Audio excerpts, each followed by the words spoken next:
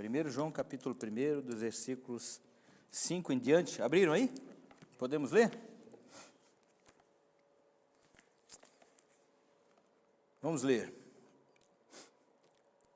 Ora, a mensagem que da parte dele temos ouvido e vos anunciamos é esta: que Deus é luz e não há nele treva nenhuma. Se dissermos que mantemos comunhão com ele e andarmos nas trevas, mentimos e não praticamos a verdade.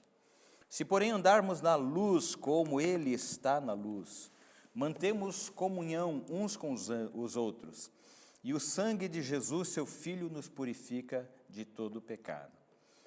Se dissermos que não temos pecado nenhum, a nós mesmos nos enganamos, e a verdade não está em nós. Se confessarmos os nossos pecados, ele é fiel e justo para nos perdoar os pecados e nos purificar de toda injustiça. Se dissermos que não temos cometido pecado, fazemo-lo mentiroso, e a sua palavra não está em nós. Senhor, nós lemos a tua palavra, Senhor, e a recebemos no nosso coração, Pai. Abrimos os nossos ouvidos para ouvir aquilo que o Senhor quer nos ensinar, Pai. Fala conosco, que o Teu Espírito Santo tenha essa liberdade com cada pessoa neste lugar, Pai. Que a Tua palavra possa enriquecer, Pai, a nossa vida, possa nos edificar, fortalecer, acima de tudo, Pai, a nossa fé, porque nós temos aprendido a colocar, Senhor, nossa confiança em Ti, a confiar que Tu és o único Deus, a crer, Senhor, verdadeiramente que todas as coisas vêm de Ti e são para a Tua glória, Pai. E nós nos curvamos diante da Tua presença e Te adoramos nesta manhã, em nome de Jesus. Amém. Amém. Amém, queridos. Nós estamos falando aí no livro de 1 João, e é muito interessante assim que a Bíblia tem a nos ensinar a respeito disso, né? Nós começamos lá nos versículos 1 a 4, nós falamos no último domingo, e João começa a sua carta confrontando os falsos mestres que estavam ensinando coisas erradas ali na igreja, na região da Ásia Menor, na região lá da cidade de Éfeso, e com ensinos gnósticos que deturpavam a palavra de Deus.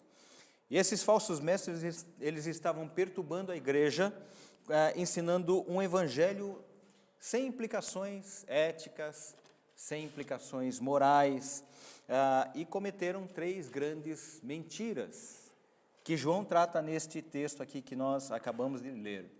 Lembrando, né, eu acho que eu já falei isso aqui para vocês, mas lembrando que no ensino gnóstico, a matéria é má e o espírito é alguma coisa boa. Então, no ensino gnóstico, existe um Deus bom e existe um Deus mau, né? Existe o Deus bom que criou as coisas boas, então tudo que existe de bom foi criado por esse Deus bom, e tudo que existe de ruim, e principalmente a matéria, foi criado por esse Deus mau. É interessante a gente notar, queridos, que o gnosticismo ele não nega, por exemplo, a criação, né? Ele não nega que a criação foi Deus que fez, né? Foi Deus que criou todas as coisas. Mas ele diz que a criação das coisas ruins, e principalmente da matéria, ela foi criada por esse Deus mau, né? E dentro desse princípio de divisão do que é bom e do que é mal, eles estavam ensinando algumas coisas erradas ali para as igrejas, e as igrejas estavam recebendo isto, né? Por quê? Porque a palavra de Deus ela vinha enxertada com alguma coisa a mais, né?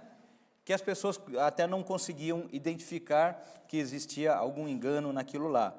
E então João ele faz uma advertência aos irmãos dessas igrejas, chamando atenção para aquilo que eles estavam ouvindo ali desses falsos mestres. A primeira mentira que eles estavam pregando ali diz respeito àquilo que a gente falou na semana passada, né, que é a mentira doutrinária. E nós vemos isso claramente no capítulo 22, no capítulo 2, do verso 22, Quando João ele diz assim, quem é o mentiroso, senão aquele que nega que Jesus é o Cristo?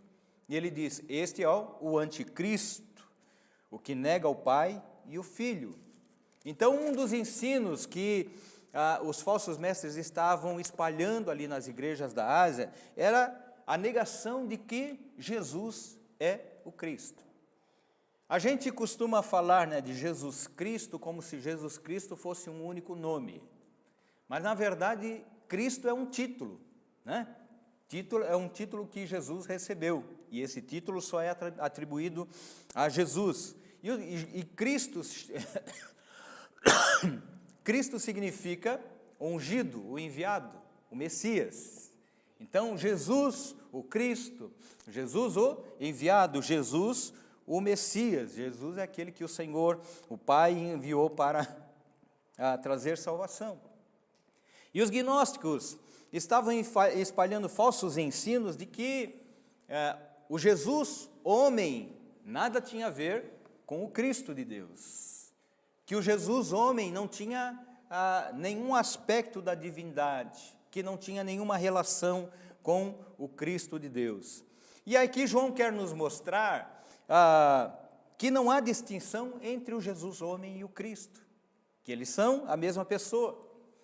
O Jesus que habitou entre nós é o mesmo Cristo de Deus, o enviado, o Messias, o Salvador, aquele que veio trazer a salvação àqueles que creem no seu nome. Jesus que curou, o Jesus que libertou endemoniados, o Jesus que ressuscitou mortos, é o Cristo, o enviado de Deus. A segunda mentira que os falsos mestres ensinam aqui, ela está relacionada à moralidade, né? A gente chama de mentira moral.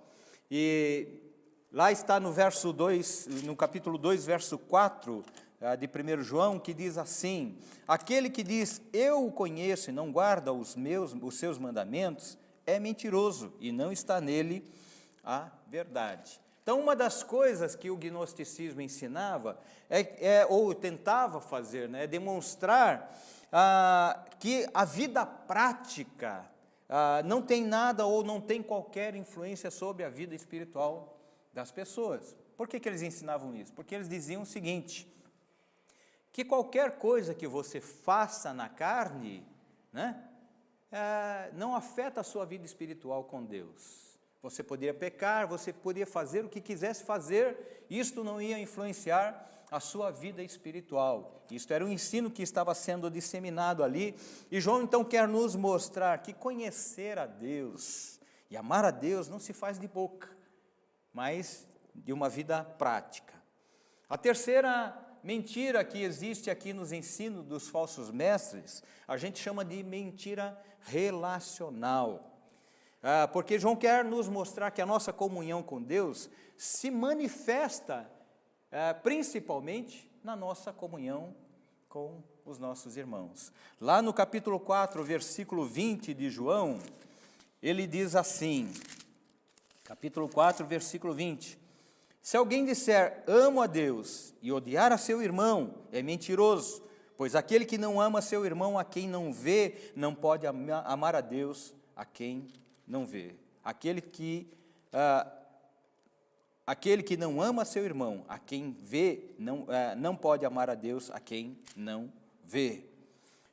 Ou seja, o que eles estavam tentando dizer, que amar a Deus estava totalmente desvinculado de qualquer outro tipo de relacionamento, e você não precisava se preocupar com essas coisas. Porque a igreja, na verdade, como nos dias de hoje, o mundo está infestado disso, né? De pessoas com dificuldades de relacionamento, porque o relacionamento é bom desde que ele não afete os meus interesses. O relacionamento é bom desde que não invada a minha privacidade, desde que não invada aquilo que eu acho que é justo, que é bom para mim. E Jesus ensina alguma coisa diferente a respeito disso, né? Que nós devemos amar acima de todas as coisas, amar a Deus acima de todas as coisas e amar ao próximo como a nós mesmos. E aí João começa esse livro então de 1 João, essa epístola, apresentando Jesus como o verbo vivo, Filho de Deus, e ele nos mostra aqui que o Deus que ninguém vê, ele se revelou na pessoa de Jesus Cristo. Coisa maravilhosa, queridos, porque as pessoas têm ou tinham dificuldades, e mesmo hoje têm dificuldades de enxergar isto, né? Colossenses 1,15, ele diz assim, ele está falando de Jesus, né? Ele é a imagem do Deus invisível. É aquilo que nós podemos enxergar do Deus invisível, o Deus que se manifestou, o Deus que se revelou fisicamente, corporalmente para nós. Então nós vimos aqui, queridos, que um dos pontos primordiais da vida cristã, né, que nós estudamos na aula passada, é principalmente a comunhão com Deus. E aí nós entramos então nesses textos dos versículos 5 a 10 de 1 João, que tem uma característica muito interessante, porque ele começa falando primeiro de Jesus como o verbo vivo que veio, que Deus enviou, né, e se manifestou entre nós. E agora ele vai começar a falar do Deus que o verbo vivo veio revelar. O Deus que enviou o verbo vivo, o Deus que o verbo vivo veio revelar para nós.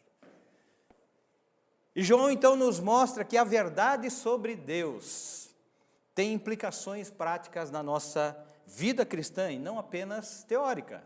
Não basta a gente apenas ler e conhecer e não colocar isso em prática, isto não muda nada. Ninguém pode dizer que conhece a Deus sem que a sua vida seja transformada nas suas ações, nos seus sentimentos, nos seus pensamentos, na sua vida prática, nas atitudes práticas da sua vida cristã. Então nós começamos o verso 5, trazendo uma mensagem específica a respeito de Deus. E uma das coisas que o João faz questão de frisar aqui é que a mensagem anunciada por ele e também pelos apóstolos não é fruto de uma divagação, não é fruto de uma suposição, não é fruto de um sentimento, não é fruto de uma filosofia, não é fruto de um tempo de pensamento e meditação, mas ele diz assim, que isto é revelação. Ora, a mensagem que da parte dele quem? É a mensagem que eles receberam de Jesus. Ele está dizendo aqui, a mensagem que da parte dele temos ouvido e vos anunciamos, e ele então diz, é esta. Falando de Deus, Deus é luz, e não há nele treva alguma. Ele quer deixar claro para a gente, para nós e para os cristãos daquela época, que essa mensagem que foi transmitida por ele e pelos apóstolos, foi revelada por Deus através da pessoa de Jesus Cristo. Nós conhecemos a Deus porque ele se revelou na pessoa de Jesus. A Bíblia diz que ninguém viu a Deus. Ninguém jamais viu a Deus. João 1,18, ele diz assim, ninguém jamais viu a Deus. O Deus unigênito que está no seio do Pai é quem o revelou. Quem é o Deus unigênito? O Filho, seu Filho Jesus Cristo. O Deus unigênito, Jesus, que está no seio do Pai, foi quem o revelou. João então fala de quem Deus é e o que Ele é. Fala dos atributos de Deus, quem Deus é diz respeito aos atributos de Deus. Ele anuncia que Deus é luz, Deus é luz. Nós podemos fazer essa pergunta para nós, queridos, verdadeiramente, né? O que eu e você acreditamos que Deus é? Ou quem nós verdadeiramente acreditamos que Deus é? Porque eu entendo que a vida cristã é resultado disto. É resultado do que nós acreditamos a respeito de Deus, verdadeiramente. Às vezes, ou a maioria dos cristãos, vive como vivia Jó, que cria em Deus, mas ele dizia, eu creio em Deus apenas de ouvir falar. E chegou num determinado momento da vida dele, que ele teve uma experiência com Deus, ele pôde dizer, não, agora eu vivo verdadeiramente, porque tive uma experiência contigo. E muitos cristãos têm vivido a sua vida com Deus, o seu relacionamento com Deus, e conhecimento de Deus apenas de ouvir falar, apenas de ouvir falar. A mensagem de João e dos apóstolos é de que Deus é luz. Quando a gente fala de luz, a gente pode ter uma visão de que luz é aquilo que traz revelação, não é verdade? Quando você está no escuro, você não consegue enxergar as coisas. A partir do momento que a luz se acende, o que está na sua frente se revela. Você entra num lugar escuro, numa sala escura, você não sabe o que tem ali dentro. Mas a partir do momento em que você acende a luz, em que a luz se manifesta, aquilo que está à sua frente também se revela para você. Quando você anda na luz, você sabe qual é o caminho, você sabe por onde você está andando, sabe para onde você está indo, sabe que você não pode se deixar enganar por qualquer coisa, porque você enxerga, porque você tem a capacidade de discernir através dos seus olhos o caminho que você tem pela frente. Não se deixe enganar por qualquer coisa, por qualquer situação. As coisas se revelam para você. Quando a Bíblia fala que Deus é luz, ele fala que é da natureza de Deus se revelar. E ele se revelou através da pessoa de Jesus Cristo. Mas não foi somente isto, a Bíblia nos mostra quatro formas diferentes que Deus se manifestou para o homem. Lá no Salmo 19 ele diz assim, os céus manifestam a glória de Deus e o firmamento anuncia as obras das suas mãos. Deus se revelou através da própria criação, a Bíblia diz. Deus se revelou também para nós, através da própria consciência do homem. O homem, quando nasce, já nasce com uma consciência do que é certo e do que é errado. Deus já providenciou o nosso HD, que cada dia é mais, mais tecnológico, né? Porque as crianças de hoje nascem com uma capacidade que antigamente a gente não via, né? Nas crianças antigas. Mas Deus já colocou lá no HD de cada pessoa ali, essa consciência do que é certo e o que é errado. Às vezes a gente perde isto, né? Ao longo do tempo, porque somos influenciados pelas coisas que aprendemos. Mas, de fato, nós nascemos com uma consciência do que é certo e do que é errado. Deus se manifestou também nas Escrituras, queridos. Livro de João 5, 38 e 39, ele diz assim, olha, são as Escrituras que testificam a meu respeito. E aqui em 1 João, então, ele está dizendo que ele se manifestou através da pessoa de Jesus Cristo. Colossenses 2, 9, ele diz assim, porquanto nele, Jesus, né, habita corporalmente toda a plenitude da divindade. Mais claro do que isso, queridos, é impossível. Ele diz, porquanto em Jesus, nele, Jesus, habita corporalmente toda a plenitude da divindade.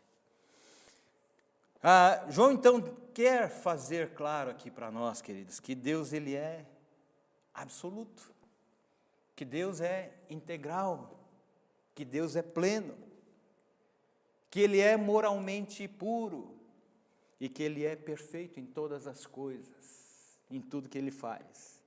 Ele afirma nesse verso que Deus é santo, que Deus é puro, que Deus é perfeito em sua justiça e caráter. A implicação prática disto é que não há como se ter comunhão com Deus se não houver mudança de vida real, verdadeira, se não houver uma abnegação ao pecado na nossa vida. Você não pode viver uma vida inclinada para o pecado e ter comunhão com Deus, que é perfeito. Não há como fazer isto, Deus é luz. E uma vida inclinada para o pecado mostra que nós não temos comunhão com Ele. A verdadeira vida cristã, queridos, é inclinada para fazer a vontade de Deus. O desejo do nosso coração é sempre fazer a vontade de Deus. E eu não tenho dúvidas que isso acontece na nossa vida quando nós entregamos a vida a Cristo. Nosso desejo é querer fazer a vontade de Deus. Essa é a vida que revela a graça de Deus sobre a nossa vida.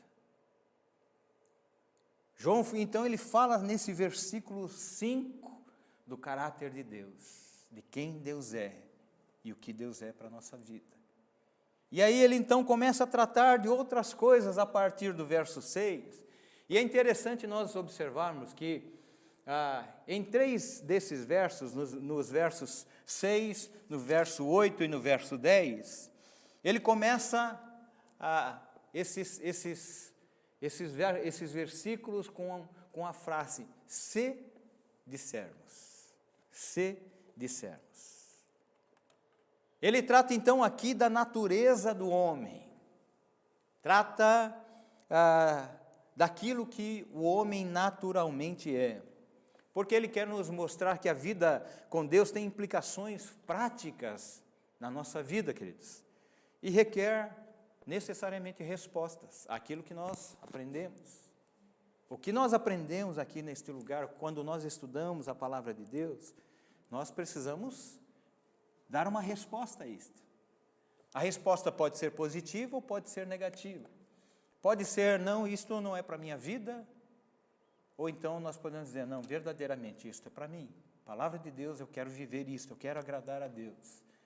Mas nós precisamos dar respostas àquilo que nós temos recebido como ensino da palavra de Deus.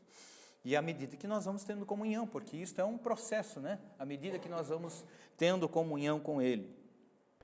Os falsos mestres, eles estavam ensinando, proclamando, né? Que apenas amar a Deus era suficiente para se ter comunhão com Ele. Nada mais era necessário.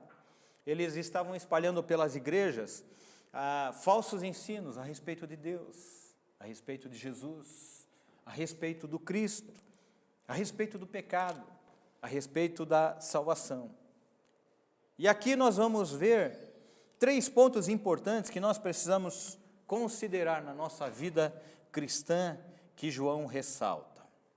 O primeiro deles, então, está no versículo 6, que ele diz assim, se dissermos que mantemos comunhão com Ele e andarmos nas trevas, mentimos e não praticamos a verdade.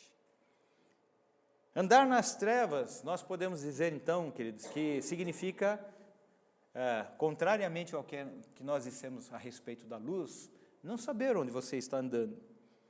Quando você anda nas trevas, na escuridão, você corre o risco de cair num buraco, levar um tombo e uma queda, né? Pode significar isso para você, por exemplo, uma vida enredada pelo pecado. Pode significar uma vida totalmente distante das coisas de Deus. Por algumas vezes nós vemos Jesus chamando principalmente os fariseus, né, que ele chamava os fariseus de hipócritas, porque os fariseus eles vestiam máscaras de santidade, mas eles não praticavam aquilo que eles ensinavam. E neste texto, queridos, João está falando a respeito de hipocrisia, quando ele escreve, se dissermos. Porque as pessoas estavam fazendo isso, porque os gnósticos, os falsos mestres, estavam ensinando essas coisas para ele. E ele diz, se dissermos que temos comunhão com Deus enquanto vivemos em imoralidade, então ele está dizendo, nós não estamos dizendo a verdade. Se dissermos que temos comunhão com Deus, mas não praticamos o que a palavra de Deus diz, então não estamos dizendo a verdade. Se dissermos que temos comunhão com Deus e acharmos que nós podemos viver de qualquer forma ou da forma como quisermos, então nós não estamos dizendo a verdade, é o que João está dizendo aqui. Sabe por quê? O pecado, ele engana. O pecado engana as pessoas e muitas vezes nos faz usar máscaras. Máscara da hipocrisia, máscara do hipócrita. Muitas vezes nós queremos enganar uns aos outros. E em alguns momentos da nossa vida, todos nós usamos máscaras. Em algum momento nós vestimos alguma máscara.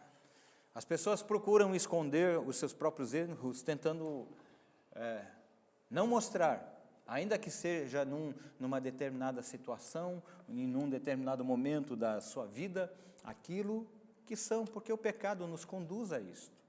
Quando nós estamos em alguma área da nossa vida, com uma vida que não tem agradado a Deus, certamente nós não vamos querer que as pessoas descubram aquilo lá, porque não é bom. E o que nós vemos é que quanto mais perto de Deus você está, mais você descobre o quanto você precisa dele e precisa da sua justiça. Nós precisamos de Deus, nós precisamos da graça de Deus sobre nós. Quando a gente fala de máscara, você pode pensar, bom, mas será que isso é coisa só nossa? Não, a Bíblia fala de um grande homem de Deus que usou máscara, Moisés.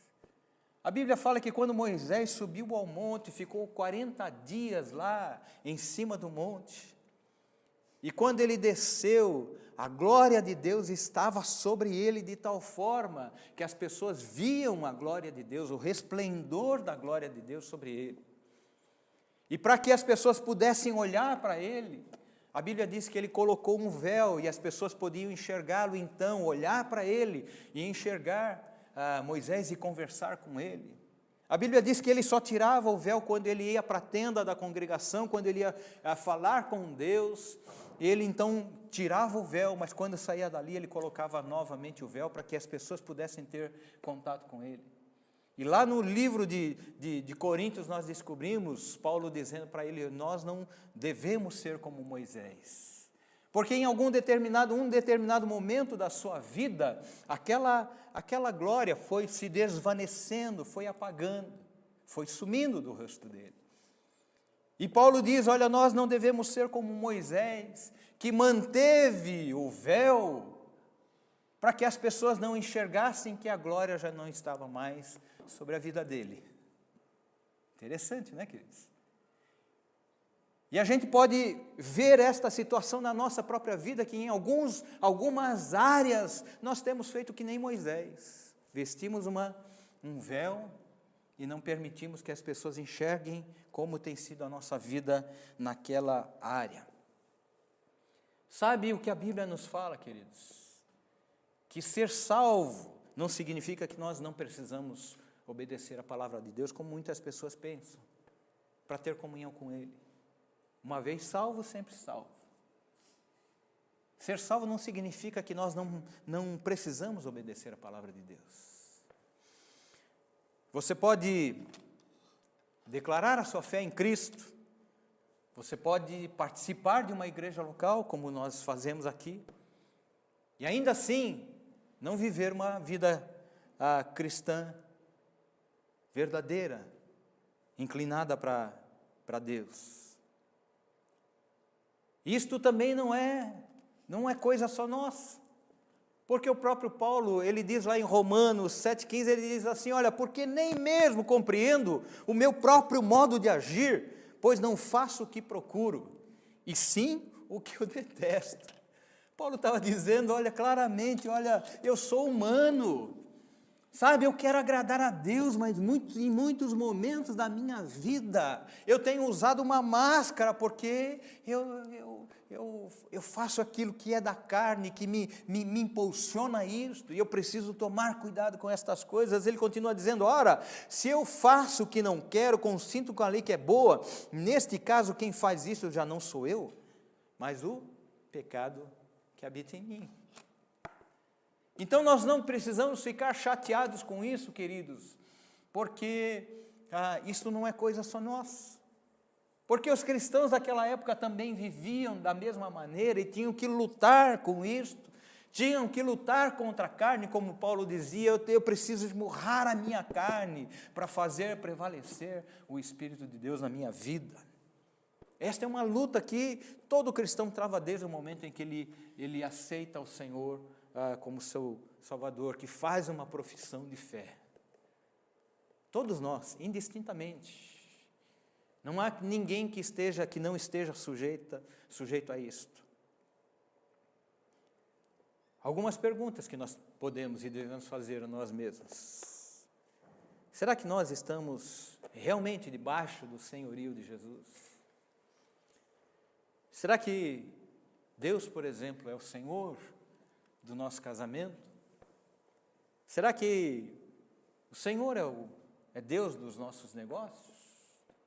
Nos nossos negócios nós temos espelhado a glória de Deus na nossa vida, ou temos feito como tantas pessoas fazem, que acham que qualquer coisa vale, desde que seja para o meu sustento?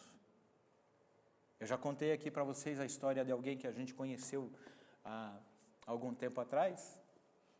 Eu conto o milagre, mas não conto o santo, né? Mas que ele achava que a vida dele era abençoada porque Deus o abençoava, fazendo as coisas erradas que ele fazia, extorquindo os outros, emprestando o dinheiro que ele tinha e cobrando juros de 25% ao mês. E achava que isso era bênção de Deus para ele. Quando a gente faz estas coisas, queridos, será que nós estamos realmente dizendo que Deus é o Senhor do nosso negócio, que vale qualquer coisa para a gente ter o sustento da nossa casa? Será que Deus é o Senhor dos nossos relacionamentos? O testemunho da nossa vida cristã não é o que nós falamos com a nossa boca, mas o que nós expressamos com a nossa prática diária, o que nós fazemos no dia a dia. E este deve ser o desejo do nosso coração, agradar a Deus em todas as coisas que nós fazemos. As promessas de Deus devem ser o desejo do nosso coração. Mas mais do que as promessas de Deus, nós precisamos amar a palavra de Deus e desejar a todo tempo obedecê-la.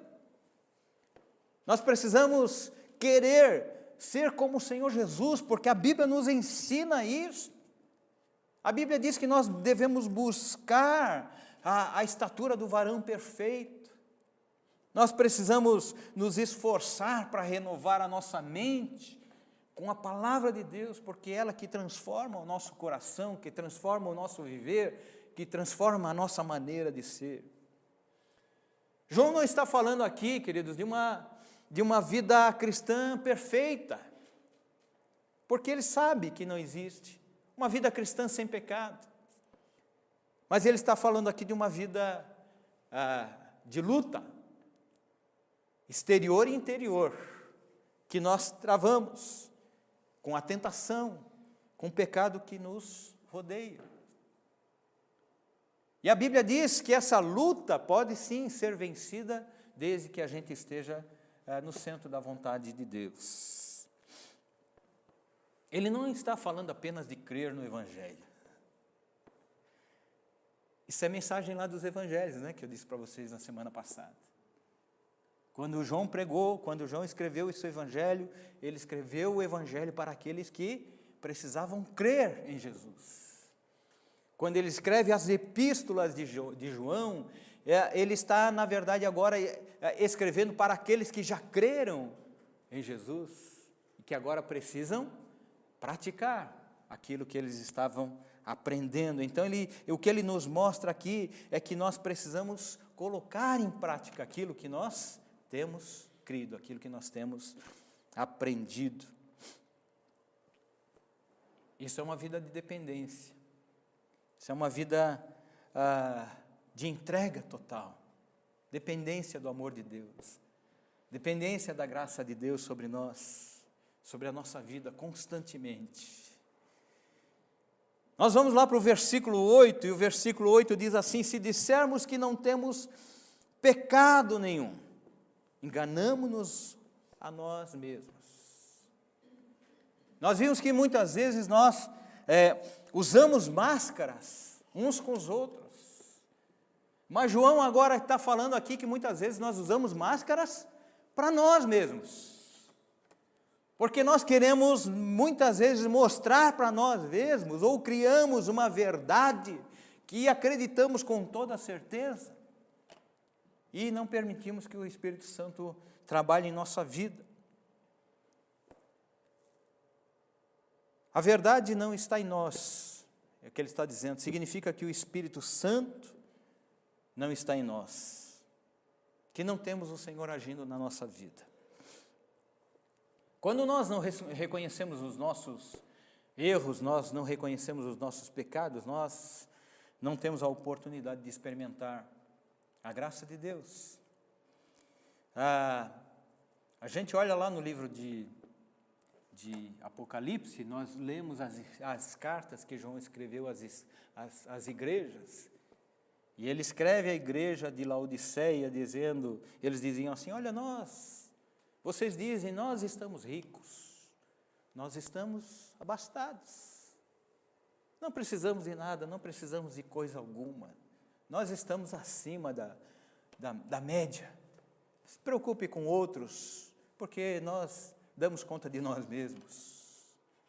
Mostra muitas vezes aquilo que nós, queridos, vivemos na nossa vida, ainda que isto a gente jamais fale, né?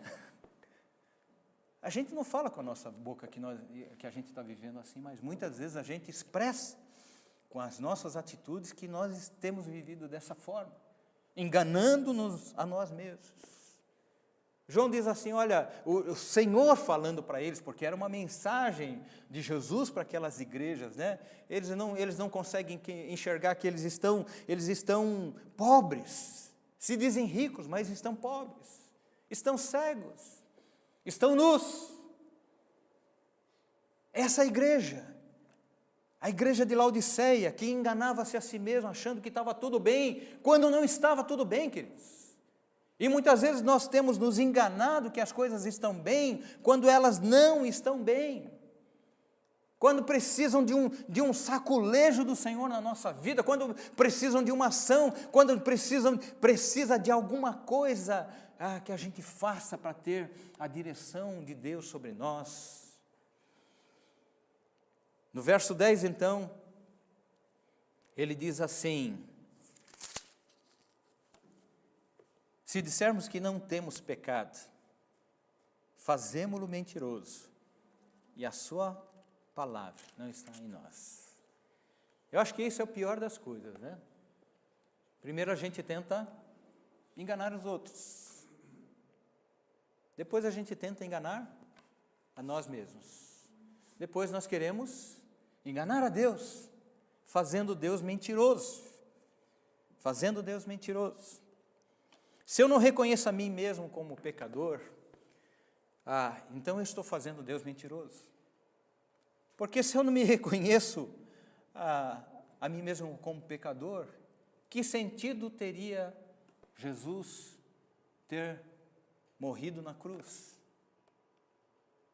Se eu não sou pecador, por que Jesus se entregou na cruz para que eu pudesse ter direito à salvação, para que eu pudesse ser liberto do pecado? Eu não tenho pecado.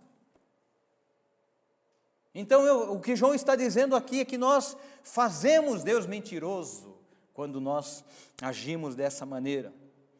Quando nós não dizemos que nós não temos cometido pecado, nós não reconhecemos a morte de Jesus, e dizemos que essa motivação, que essa morte não teve uma motivação justa.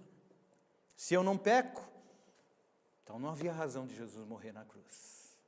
É o que João está dizendo aqui para nós. Mas a mensagem de João, queridos, não é só a mensagem do lado negativo. Isto é que é importante para a nossa vida. Porque João chama a atenção de situações que nós precisamos observar, que muitas vezes pode estar acontecendo conosco. Ele cita, evidentemente, as situações ou as circunstâncias da época, ou os problemas que a igreja estava vivendo lá na época, Hoje os problemas podem ser diferentes, mas nós podemos estar muitas vezes agindo assim também em relação às coisas de Deus, mas ele traz também revelação de como nós podemos andar na luz.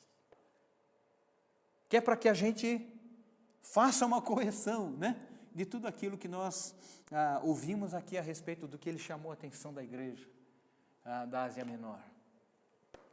Versículo 7 ele diz, se andarmos na luz, como ele está na luz, mantemos comunhão uns com os outros, e o sangue de Jesus, seu Filho, nos purifica de todo pecado. Ele está dizendo, se nós andarmos na luz, como ele está na luz, então a nossa comunhão se expressa na prática da comunhão uns com os outros. A maneira como nós manifestamos nossa comunhão com Deus é andando na luz. E o que significa andar na luz, queridos? É a gente desejar fazer a vontade de Deus, perseguir a santidade na nossa vida, fazer o que agrada o Senhor, é reconhecer o quanto nós somos dependentes de Deus, o quanto nós somos falhos, o quanto nós somos fracos, reconhecer que nós somos pecadores, reconhecer que nós precisamos da misericórdia de Deus, reconhecer que nós precisamos da salvação de Deus na nossa vida. Romanos 7:24, Paulo diz assim, desventurado homem que sou, quem me livrará do corpo desta morte? Ele estava falando da natureza dele, da natureza carnal, da natureza humana dele. Ele estava dizendo, olha, quem me livrará se não for o Senhor? Eu sou um desventurado. Eu preciso do Senhor na minha vida. O resultado disto, desta atitude de buscar a comunhão com Deus, é que nós mantemos desenvolvemos uma comunhão verdadeira uns com os outros. Porque ele está dizendo que isto é necessário, porque a verdadeira comunhão com Deus, ela vai se expressar na comunhão que nós temos uns com os outros aqui. Isto é um princípio básico da palavra de Deus. Uma das coisas que a Bíblia fala que Deus ele diz, Deus é amor. E esse amor precisa estar também no nosso coração e ser distribuído. Como Deus derrama o seu amor por nós, nós precisamos derramar esse amor também uns com os outros. Andar na luz, queridos, é andar debaixo da graça de Deus, reconhecendo que através do sangue de Jesus nós somos purificados de todo pecado.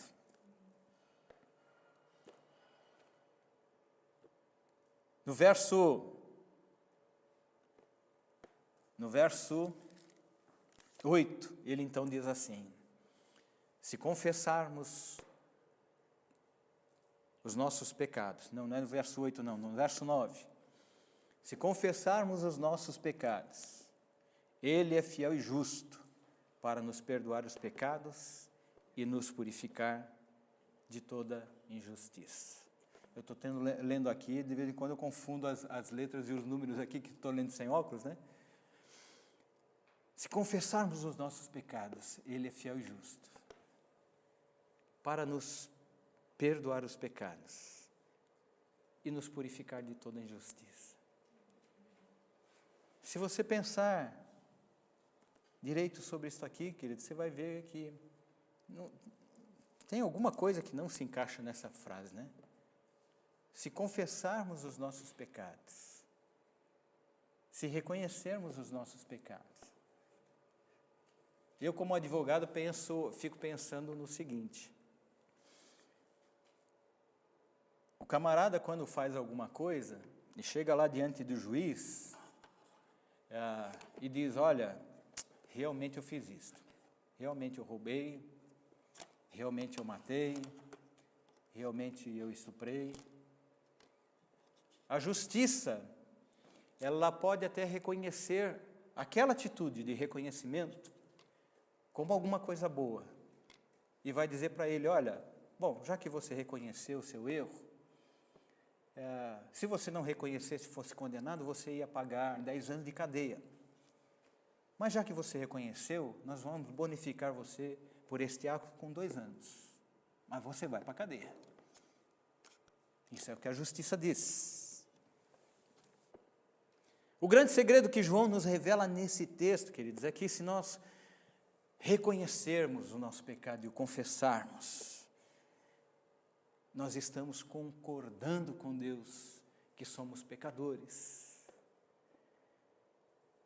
E por causa disto, nós somos merecedores da condenação que a própria palavra de Deus estabelece. Romanos 6:23 diz, o salário do pecado é morte.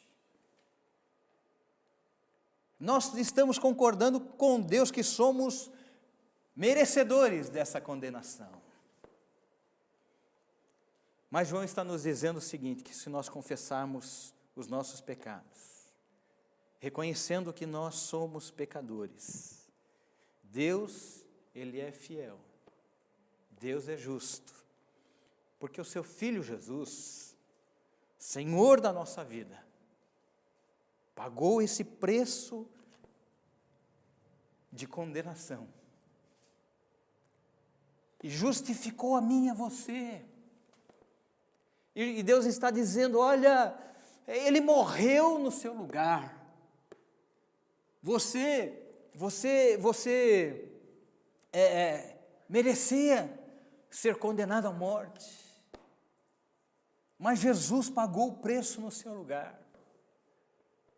Na história antiga do Brasil, você via muitas vezes que alguém era condenado ali, se injusto ou injustamente, mas era condenado, um escravo era condenado ali como é que chama? A chibatas. E alguém chegava para o executor e dizia, não faça isso com ele. Eu me coloco no lugar dele, eu aceito.